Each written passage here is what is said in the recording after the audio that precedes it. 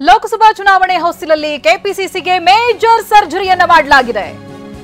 ಬದಲಾವಣೆಗಳಾಗಿದೆ. ಇಲ್ಲಿ ಕೆಪಿಸಿಸಿ ಕಾರ್ಯಾಧ್ಯಕ್ಷರಾಗಿ ಹೊಸದಾಗಿ ಒಟ್ಟು 5 ನೇಮಕವನ್ನ ಮಾಡಲಾಗಿದೆ. ಲೋಕಸಭಾ ಚುನಾವಣಾ ಹೊಸ್ತಿಲಿನಲ್ಲಿ ಆಗ್ತಾ ಇರುವಂತಹ ಕೆಲವೊಂದು ಬೆಳವಣಿಗೆಗಳು. ನೂತನ ಕಾರ್ಯಾಧ್ಯಕ್ಷರಾಗಿ ತನ್ವೀರ್ ಸೇಠ್, ಜಿಸಿ ಚಂದ್ರಶೇಖರ್, ವಿನಯ್ ಕುಲಕರ್ಣಿ, ಮಂಜುನಾಥ್ ಭಂಡಾರಿ, ವಸಂತ್ ಕುಮಾರ್ ಅವರನ್ನ ಎಐಸಿಸಿ ನೇಮಿಸಿದೆ. 5 ಬದಲಾವಣೆಯಾಗಿದೆ. ಅದರಲ್ಲೂ ಬಹಳ ಗಮನಾರ್ಹವಾಗಿ ಪ್ರಚಾರ ಸಮಿತಿ ಅಧ್ಯಕ್ಷರಾಗಿ ವಿನಯ್ ಕುಮಾರ್ ಸೊರಕೆ ಅವರ ನೇಮಕ ಆಗಿರೋದು. ಪ್ರಚಾರ ಸಮಿತಿಯ ಕೋ ಚೇರ್ಮನ್ ಆಗಿ ಎಲ್ ಹನುಮಂತಯ್ಯ ಅವರನ್ನ ನೇಮಿಸಲಾಗಿದೆ. 4 ಕಾರ್ಯಾಧ್ಯಕ್ಷರ ಬದಲಾವಣೆಯನ್ನ ಮಾಡಿದೆ ಎಐಸಿಸಿ.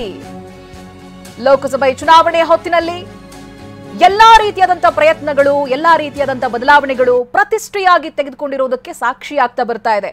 ಬೆಂಗಳೂರಿನ ಕೆಲವೊಂದು ಲೋಕಸಭಾ ಕ್ಷೇತ್ರಗಳು ಸೇರಿದಂತೆ ಕೆಲವೊಂದಷ್ಟು ಕ್ಷೇತ್ರಗಳನ್ನ ಪ್ರತಿಷ್ಠೆಯಾಗಿ ತೆಗೆದುಕೊಂಡಿರುವಂತಹ ಕಾಂಗ್ರೆಸ್ ಇಲ್ಲಿ ಮೇಜರ್ ಬದಲಾವಣೆಯನ್ನ ಮಾಡಿದೆ. ಅದರಲ್ಲೂ ಕೆಪಿಸಿಸಿಗೆ ಮೇಜರ್ ಸರ್ಜರಿ ಆಗಿ ಹೋಗಿದೆ. ಮೊದಲನೇದಾಗಿ ಅಲ್ಲಿ ಹೊಸದಾಗಿ 5 ನೇಮಕವನ್ನ ಮಾಡಲಾಗಿದೆ.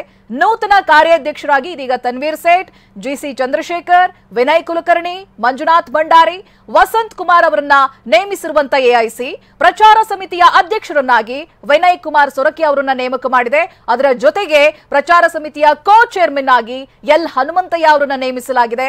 4 ಕಾರ್ಯಾಧ್ಯಕ್ಷರ ಬದಲಾವಣೆಯನ್ನ ಮಾಡಿದೆ ಎಐಸಿಸಿ.